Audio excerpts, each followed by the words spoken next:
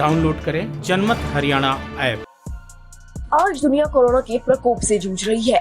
Corona नाम की महामारी के आगे जो देश इस वक्त सबसे ज्यादा लाचार दिखाई दे रहा है वो है विश्व की सबसे बड़ी महाशक्ति अमेरिका। आज कोरोना पॉजिटिव मामलों में अमेरिका नंबर 1 पर चल रहा है। दुनिया के 1/3 से ज्यादा मामले अमेरिका से ही सामने आ रहे हैं। अमेरिका में कोरोना के 11 लाख से ऊपर मामले अब तक सामने आ चुके हैं और 65,500 से ऊपर लोग अपनी जान गंवा चुके हैं। ऐसा नहीं है कि दुनिया के बड़े बड़े देश सिर्फ कोरोना के आगे ही बेबस दिखाई दे रहे हैं। आज से ठीक 100 साल पहले भी एक ऐसी ही महामारी सामने आई थी जिसने दुनिया की 1/3 जनसंख्या को अपनी चपेट में ले लिया था और जिसकी वजह से 2 से 5 करोड़ के बीच लोगों की जान भी चली गई थी। उस महामारी का नाम था स्पेनिश फ्लू। जब स्पेनिश फ्लू पहली बार मार्च 1918 में सामने आया था तो इसमें सीजनल फ्लू के सारे लक्षण मौजूद थे। इससे सबसे पहले संक्रमित होने वालों में कैंसान से कैंप ह्यूस्टन में अमेरिका सेना के एक रसोइया अल्बर्ट गिचेल शामिल थे, जिसे 104 डिग्री बुखार के साथ साथ अस्पताल में भर्ती कराया गया था। इसके बाद यह वायरस सैन्य प्रतिष्ठान से होता हुआ करीब 54,000 सैनिकों में फैल गया।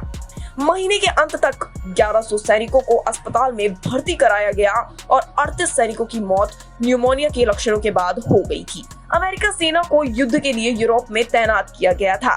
वे लोग अपने साथ इस महामारी को ले गए। वायरस इंग्लैंड, फ्रांस, स्पेन और इटली में जंगल की आग की तरह फैल गया।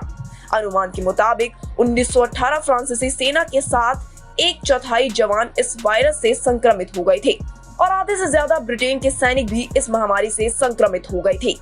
इस वायरस का नाम स्पेनिश फ्लू पड़ने के पीछे भी अत्यंत रोचक घटना शामिल है।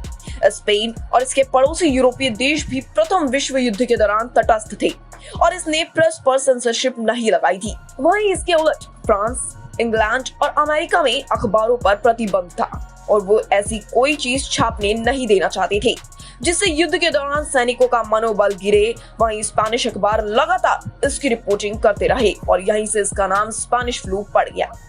1918 की गर्मियों में स्पेनिश फ्लू के मामले में कमी आने लगी थी और ऐसी उम्मीद थी कि अगस्त की शुरुआत में वायरस का असर खत्म हो जाएगा, लेकिन यह केवल तूफान से पहले की शांति थी। अगस्त 1918 के अंत में एक सैन्य पौध इंग्लैंड के बंदरगाह शहर प्लेयमाउथ से सैनिकों को लेकर रवाना हुआ, जिसमें कुछ संक्रमित लोग भी शामिल थे।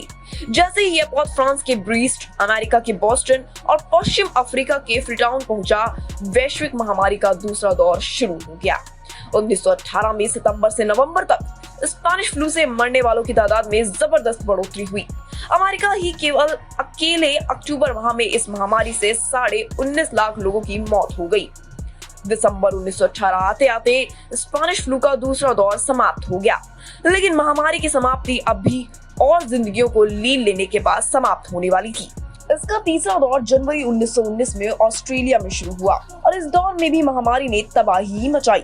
इसके बाद साल 1920 के बसंत में स्पेनिश फ्लू का चौथा और आखिरी दौर शुरू हुआ था। इस दौरान ये महामारी अमेरिका के न्यूयॉर्क शहर, इंग्लैंड सहित कुछ देशों तक ही सीमित रही। स्पेनिश फ्लू के चौथे दौर में बाकी दौर की तुलना में कम लोगों की मौत हुई थी। ब्यूरो रिपोर्ट, जनमत हरियाणा।